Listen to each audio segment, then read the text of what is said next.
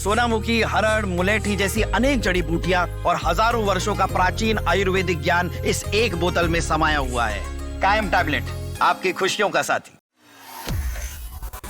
भारत के विदेश मंत्री एस जयशंकर बांग्लादेश पहुंचते हैं और खालिदा जिया के अंतिम संस्कार में शामिल होते हैं। लेकिन ढाका में इस दरमियान उनकी मुलाकात पाकिस्तानी स्पीकर अयाज सादिक से होती है। इस मुलाकात के दरमियान एक तस्वीर सामने आती है जिसमें विदेश मंत्री एस जयशंकर सादिक के साथ हाथ मिलाते हुए नजर आते हैं। खास बात यह है कि इस तस्वीर को बांग्लादेश की अंतरिम सरकार के मुखिया मोहम्मद यूनुस के ऑफिशियल अकाउंट से साझा किया गया था। इसके अलावा अब पाकिस्तानी नेशनल असेंबली द्वारा भी इस तस्वीर को साझा किया गया है।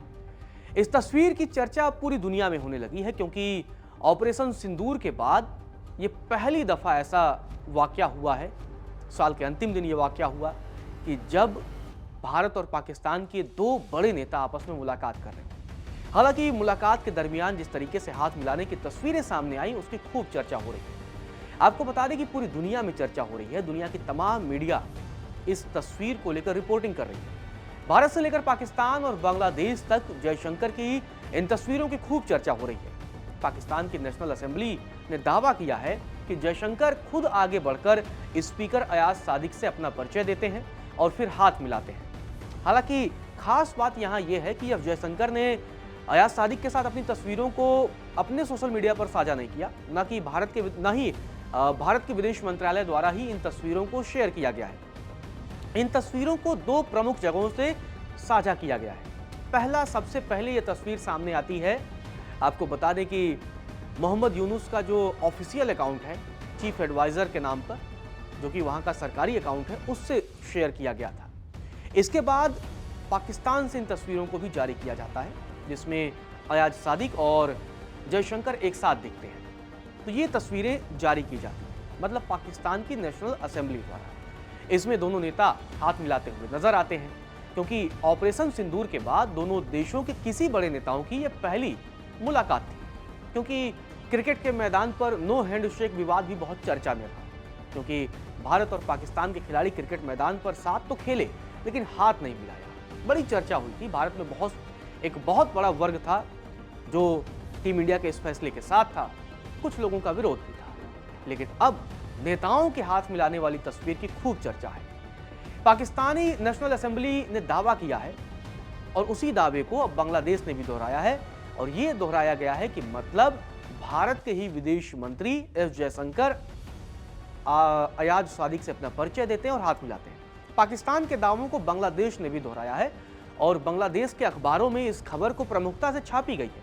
अब आप समझिए कि बांग्लादेश की पूर्व प्रधानमंत्री खालिदा जिया के अंतिम संस्कार का मौका था, शोक सभा का मौका था।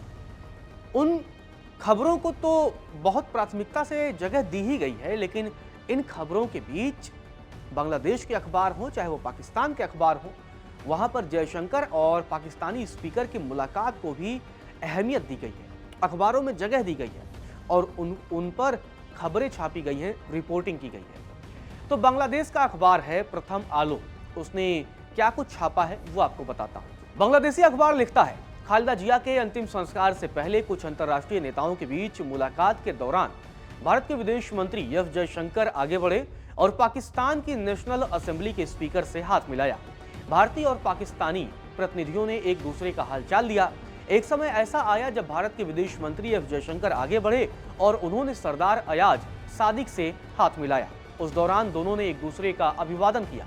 आपको बता दें कि बांग्लादेश की अंतरिम सरकार मोहम्मद यूनुस के एक्स हैंडल से जयशंकर और पाकिस्तानी स्पीकर की तस्वीरों को शेयर किया गया था, जैसा कि मैंने आपको बताया। अब जिसे पाकिस्तानी नेशनल असेंबली के अकाउंट से आपको बता दें कि रिपोस्ट भी किया गया। रिपोस्ट के अलावा अलग से तस्वीर भी शेयर किया गया है। मोहम्मद यूनुस के सरकारी अकाउंट से जो लिखा गया था वो आपको पहले बता देते हैं, क्योंकि इसमें अयाज सादिक और एस जयशंकर की तस्वीरें थी। और मोहम्मद यूनुस के जो सरकारी अकाउंट से लिखा गया उसमें कहा गया कि पाकिस्तान की नेशनल असेंबली के स्पीकर सरदार अयाज सादिक ने बुधवार को ढाका में पूर्व प्रधानमंत्री खालिदा जिया के अंतिम संस्कार कार्यक्रम से पहले भारत के विदेश मंत्री एस जयशंकर से मिले और अभिवादन का आदान प्रदान किया। दोनों नेताओं के बीच ये मुलाकात हुई। आपको बता दें कि पाकिस्तान के अखबारों में भी जयशंकर और अयाज सादिक की तस्वीरों की खूब चर्चा हो रही है। तमाम पाकिस्तानी अखबारों ने भी लिखा है, लेकिन उससे पहले आपको ये बताता हूं कि पाकिस्तान की नेशनल असेंबली ने अपने पोस्ट में जयशंकर की तस्वीरों को शेयर कर क्या कुछ लिखा है। पाकिस्तान की नेशनल असेंबली लिखता है, बांग्लादेश की संसद में दिवंगत बेगम खालिदा जिया की शोक सभा के दौरान भारत के विदेश मंत्री एस जयशंकर ने स्पीकर अयाज सादिक से संपर्क किया और उनसे हाथ मिलाया। इस मुलाकात के दौरान एस जयशंकर ने अध्यक्ष से अपना परिचय दिया और बताया कि उन्होंने उन्हें पहचान लिया है। यह मुलाकात मई 2025 में पाकिस्तान भारत संघर्ष के बाद भारतीय पक्ष द्वारा शुरू किया गया पहले महत्वपूर्ण उच्च स्तरीय संपर्क था। यह उल्लेखनीय है कि पाकिस्तान ने लगातार संवाद, संयम और सहयोगात्मक उपायों पर जोर दिया है, जिसमें शांति वार्ता के प्रस्ताव और पहलगाम की कथित झूठी घटना संयुक्त जांच शामिल है, ताकि बिना उकसावे के आक्रामकता और तनाव को बढ़ने से रोका जा सके। तो देखा किस तरीके से आपने पाकिस्तान की असेंबली द्वारा इस तस्वीर को शेयर किया गया और उसके बाद से ये लंबा चौड़ा पोस्ट लिखा गया और एक नैरेटिव सेट करने की भी कोशिश की गई और आतंकी हमले को कहीं ना कहीं झूठा भी करार दिया गया और ये भी कहा गया कि पाकिस्तान तनाव नहीं बढ़ाना चाहता है। मतलब आप देखिए कि पाकिस्तान का एक दोहरा रवैया फिर से सामने आया है।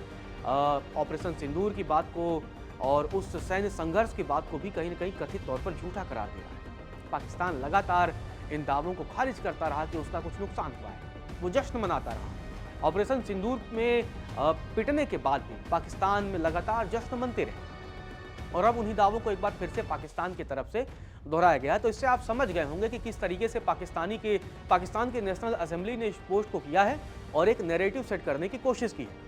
जबकि खास बात यह है कि भारत की तरफ से अयाज सादिक के साथ की तस्वीरों को शेयर नहीं किया गया है, न ही भारत के विदेश मंत्रालय की तरफ से और न ही एस जयशंकर ने भी तस्वीरों को शेयर किया है। एस जयशंकर ने अपने अकाउंट से सिर्फ तारिक रहमान, जो कि बीएनपी के प्रमुख हैं, उनके साथ ही अपनी तस्वीरों को शेयर किया है, पोस्ट किया है और उसमें वो दिखा रहे हैं किस तरीके से वो भारत के प्रधानमंत्री नरेंद्र मोदी द्वारा दिए गए शोक पत्र को वो तारिक रहमान को सौंप रहे हैं। सिर्फ इन्हीं तस्वीरों को शेयर किया है।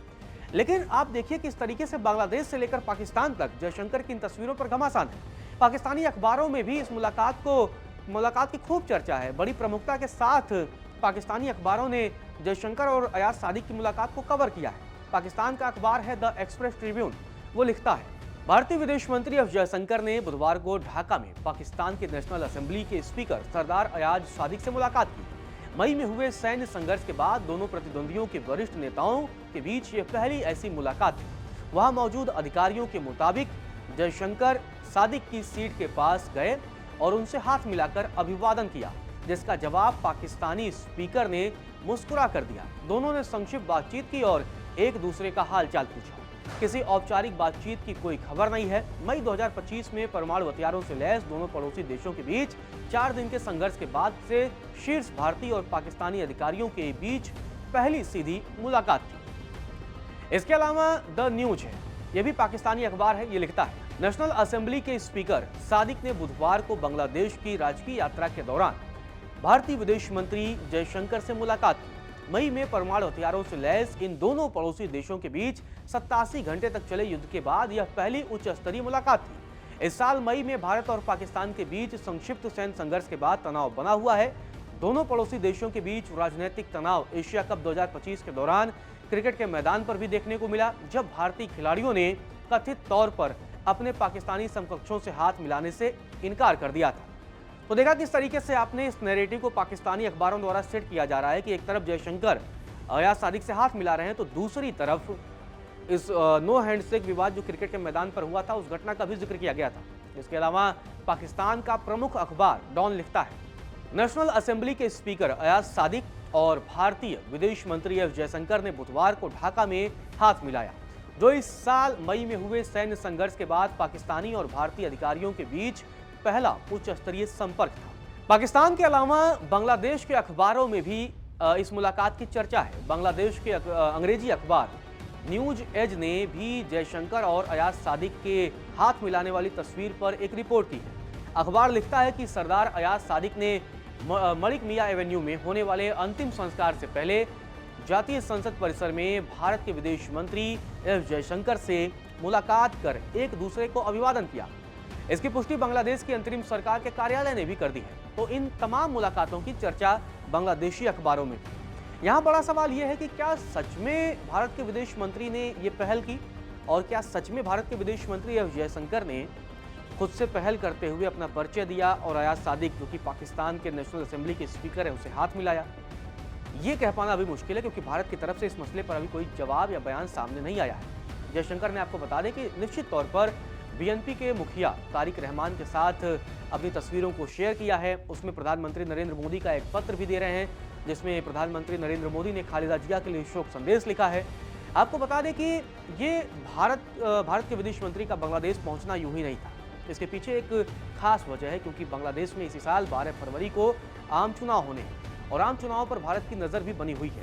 जो मौजूदा परिस्थितियां हैं उसके मुताबिक ऐसा लग रहा है कि बीएनपी के जो मुखिया हैं तारिक रहमान, उनकी सत्ता में वापसी हो सकती है। हालांकि यहाँ एक दूसरा पहलू ये भी है कि खालिदा जिया और शेख हसीना एक दूसरे की कट्टर राजनीतिक विरोधी थी। यहाँ तक कि शेख हसीना की सरकार के दरमियान ही खालिदा जिया को जेल में डाला गया था। इसके अलावा तारिक रहमान पर भ्रष्टाचार के मुकदमे चलाए गए थे और इसकी वजह से उन्हें देश छोड़कर भागना पड़ा था। लेकिन अब भारत को बैलेंस करना पड़ेगा। एक तरफ जहां शेख हसीना भारत में है, भारत ने उन्हें शरण दिया हुआ, तो दूसरी तरफ अब उनकी धुर विरोधी पार्टी बीएनपी संभवतः पॉसिबल है कि आने वाले चुनाव में जीत हासिल करे और सत्ता में आ जाए, क्योंकि मौजूदा समय में तो यही लग रहा है कि मोहम्मद यूनुस का भी समर्थन तारिक रहमान को प्राप्त है। इसी वजह से भारत के विदेश मंत्री एस जयशंकर का बांग्लादेश का यह दौरा होता है। लेकिन बांग्लादेश से ज़्यादा चर्चा अब पाकिस्तान को लेकर होने लगती है। अब देखना यह दिलचस्प होगा कि आने वाले समय में जिस तरीके से पाकिस्तानी अखबारों ने यह दावा किया, पाकिस्तान की नेशनल असेंबली ने यह दावा किया, बांग्लादेश के अखबारों ने दावा किया, उस पर भारत की तरफ से क्या कुछ जवाब सामने आता है।